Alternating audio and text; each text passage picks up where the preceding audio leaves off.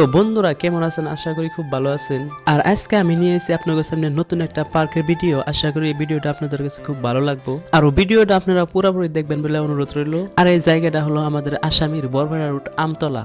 আর এই পার্কের নাম রাখা হয়েছে রবীন্দ্রকুঞ্জ পার্ক।